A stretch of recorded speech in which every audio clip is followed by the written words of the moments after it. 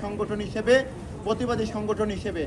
আমরা নতুন রাজনীতির এক ইতিবাচক বার্তা দেওয়া শুরু করলাম। কিন্তু আমরা দেখলাম সে আমাদের ইতিবাচক রাজনীতির বিপরীতে 6 আগস্ট থেকে ঢাকা বিশ্ববিদ্যালয় সহ বাংলাদেশের প্রতিটি শিক্ষা প্রতিষ্ঠানে ঘৃণার এক বিষ বাষ্প ছড়িয়ে দেওয়া হলো। সেই ঘৃণার বদলে আমরা বরাবরই বাংলাদেশ জাতীয়তাবাদী ছাত্রদল অত্যন্ত সহনশীল রাজনীতি শুরু করেছিলাম এবং আমরা এখন পর্যন্ত প্রতিটি শিক্ষা প্রতিষ্ঠানে একটি ইতিবাচক সহনশীল রাজনীতি কিভাবে বিনির্মাণ করা যায় সেই লক্ষ্যেই কিন্তু আমরা কাজ করছি। কিন্তু আমরা দেখলাম তার বিপরীতে ক্রমাগত মিথ্যা এবং প্রোপাগান্ডামূলক এই তথ্য সরবরাহের মাধ্যমে শুধুমাত্র টার্গেট করা হলো বাংলাদেশ জাতীয়তাবাদী ছাত্রদলের নেতাকর্মী এবং বিশেষ করে বাংলাদেশ জাতীয়তাবাদী ছাত্রদলের সাংগঠনিক অভিভাবক জিয়া পরিবারের মাননীয় প্রধানমন্ত্রী জনাব তারেক রহমান এবং তার যে পরিবার, সেই পরিবারের সদস্যবৃন্দ, তারাও তাদের এই মিথ্যা প্রোপাগান্ডা থেকে রক্ষা পায়নি। এবং আরও বিশেষভাবে প্রথম থেকে টার্গেট করা হয়েছে আমাদের বোনদেরকে। ঢাকা বিশ্ববিদ্যালয়ে শুধু আমার বাংলাদেশ জাতীয়তাবাদী ছাত্রদলের নারী নেতৃগণ নাই,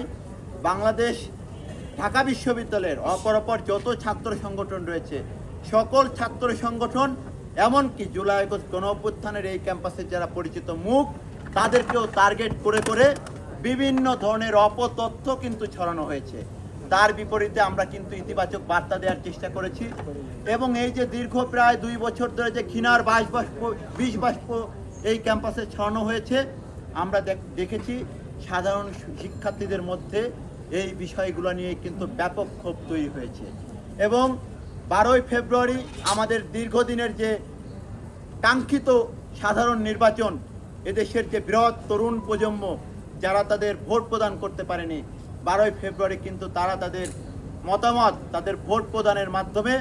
বাংলাদেশের যে গণতান্ত্রিক সরকার যাত্রা শুরু করেছে, সেই সরকারের যাত্রা শুরু হওয়ার পরে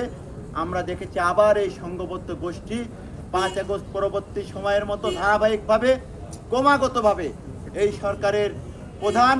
এবং তার পরিবারের সদস্যবৃন্দকে নিয়ে ক্রমাগতভাবে বিকৃত ভাষায়, মানসিক বিকৃত সম্পন্ন কোনো ব্যক্তি না হলে যে ধরনের ভাষা ব্যবহার করা যায়, যে ধরনের ফটোকার্ড বানানো যায়, ঠিক সেই ধরনের প্রোপাগান্ডা আবার তারা শুরু করলো। এবং সব থেকে দুঃখের এবং অনুতাপের বিষয় হচ্ছে ঢাকা বিশ্ববিদ্যালয়ের শিক্ষার্থী হিসেবে এই মিথ্যা প্রোপাগান্ডামূলক যে রাজনীতি, এই রাজনীতির যারা পৃষ্ঠপোষক এবং যারা এর পিছনে অর্থের যোগানদাতা, শক্তিদাতা, আমরা দেখেছি কিছুদিন আগে এরা হচ্ছে একটি নির্দিষ্ট ছাত্র সংগঠনের গুরুত্বপূর্ণ দায়িত্বে যারা রয়েছে, তারাই ঢাকা বিশ্ববিদ্যালয়ের নামকে ব্যবহার করে বিভিন্ন পেজের মাধ্যমে, সামাজিক যোগাযোগ মাধ্যমে কিন্তু এই ধরনের প্রোপাগান্ডা এবং মিথ্যা বিভ্রান্তিমূলক এই প্রোপাগান্ডার রাজনীতি শুরু করেছিল। এবং এই রাজনীতিগুলার পৃষ্ঠপোষক সরাসরি ছাত্র শিবিরের বর্তমান যিনি শীর্ষ নেতৃত্ব অন্যতম এবং তথাকথিত যে প্রশ্নবিদ্ধ যে ডাকসু নির্বাচনটি হয়েছে, সেই ডাকসুর যিনি ভিপি হিসেবে যিনি দায়িত্ব নিয়েছেন, সেই ভিপি সাদিক কায়েমের নেতৃত্বে এবং তার সহযোগী যারা, তারাই এই পেজগুলা পরিচালিত করে এবং ঢাকা বিশ্ববিদ্যালয়ের ছাত্র নেতৃবৃন্দ এবং নারী নেতৃগণকে নিয়ে যত ধরনের অশালীন ভাষায় উৎসাহ রটানো যায়, সেই কাজগুলো তার নেতৃত্বে তার সহযোগীরা সরাসরিভাবে এই কাজগুলো 5 আগস্ট পরবর্তী সময় থেকে করে আসছে এবং এটি আজকে পুরো জাতির সামনে উন্মোচিত হয়েছে। এবং এটি উন্মোচিত হওয়ার পরে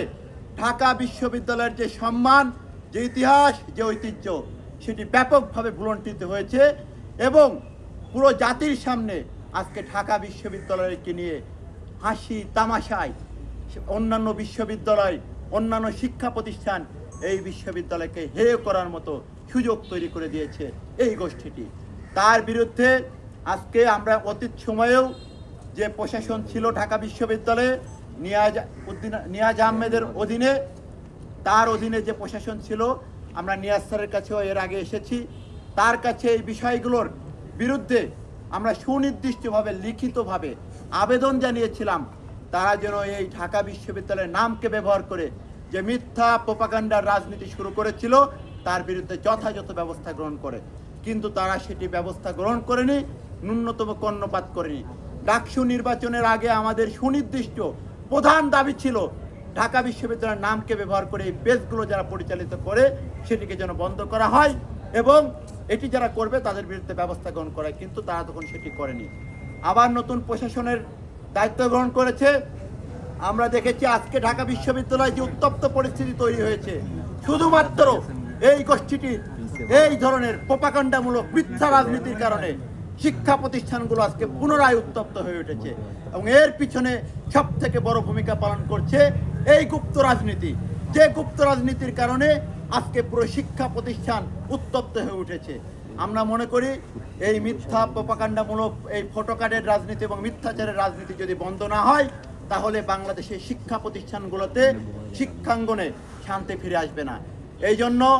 আমরা আমাদের মাননীয় ভিসি মহোদয়ের কাছে আবেদন করেছি যে ঢাকা বিশ্ববিদ্যালয়ের নামকে ব্যবহার করে যে পেজগুলো ব্যবহার করা হচ্ছে সেইগুলোর বিরুদ্ধে আইন আনুক এবং প্রশাসনিক ব্যবস্থা গ্রহণ করা এবং এটির সাথে যারা জড়িত সাদিক কায়েম সহ তার যারা সহযোগী তাদের বিরুদ্ধে বিশ্ববিদ্যালয়ের প্রশাসনিক এবং আইনানুগ ব্যবস্থা আগামী 48 ঘন্টার মধ্যে গ্রহণ করতে হবে। অন্যথায় ঢাকা বিশ্ববিদ্যালয়ে শিক্ষার শান্তি শৃঙ্খলা এবং সুস্থ পরিবেশ ফিরিয়ে আনার জন্য বাংলাদেশ জাতীয়তাবাদী ছাত্রদল ঢাকা বিশ্ববিদ্যালয় সাধারণ শিক্ষার্থীদেরকে সাথে নিয়ে শিক্ষাঙ্গনে সুষ্ঠু পরিবেশ নিশ্চিত করার জন্য ঐক্যবদ্ধভাবে আন্দোলন গড়ে তুলবে। আমরা এই বার্তাটি আজকে আমাদের ঢাকা বিশ্ববিদ্যালয় প্রশাসনের নিকট